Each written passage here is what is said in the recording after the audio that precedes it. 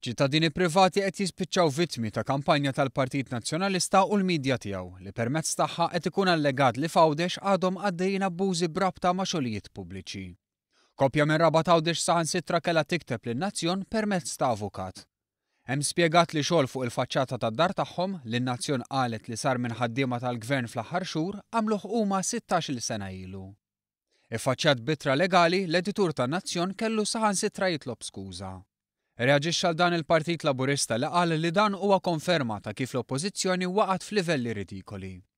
Iżda minkejja l-ammissjoni tan-Nazzjon, Beppe Fenekadami reġa' semma dan ix-xogħol f'konferenza tal-aħbarijiet l-erba' filgħodu. Matula reġa' għamel numru ta' allegazzjonijiet fil-konfront ta' Anton Refalo. Xogħol fuq faċċata ta' dar privata ġewwa ir-Rabat Għawdex. Dan ma kienx l-uniku każ fejn Fenekadami affiġa. Ġimgħa ilu qal li sar xogħol fi triq privata mill-Ministeru ta' Għawdex. Dan meta fil-fatt it-triq kienet saret mill-Kunsill Lokali tan-Nadur fi żmien meta l-kelliem tal-Partit Nazzjonalista għal Għawdex Chris Said kien sindku.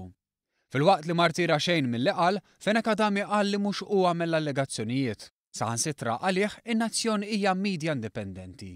Ħabiba tiegħi, jiena mhux jien għamilt l-allegazzjonijiet. Allegazzjonijiet ta' xogħlijiet illegali mhumiex qed isiru mill-Partit Nazzjonalista, hemm il-midja indipendenti. Fil-waqt li għamel konferenza dwar allegazzjonijiet ivvintati, Fenekadami għażel li jibqa' jiddefendi lill-eks Ministru Giovanna De Bono. Dan fil-waqt li qal li l-Ministru Anton Refalo għandu jirriżenja. L-għada li fil-qorti ta' Għawdex sar magħruf li direttur fil-Ministeru kien informa b'dak li kien qed jagħmel żewġa, Fenekadami ma ċanfar bl-ebda mod lill-kollega tiegħu Giovanna De Bono. Giovanna De Bono hemm proċess kriminali fil-konfront ta' żewġa u mhux fil-konfront tagħha. Il-Pulizija ma ħadux ebda proċeduri kriminali fil-konfront ta' Giovanna De Bono. Intant fi stqarrija l-Ministeru għal Għawdex saħaq li l-Ministru Anton Refalo mhuwiex qed jiġi investigat jew interrogat. Il-Ministeru ċaħat ukoll kull allegazzjoni li saret minn Beppe Fenekadami.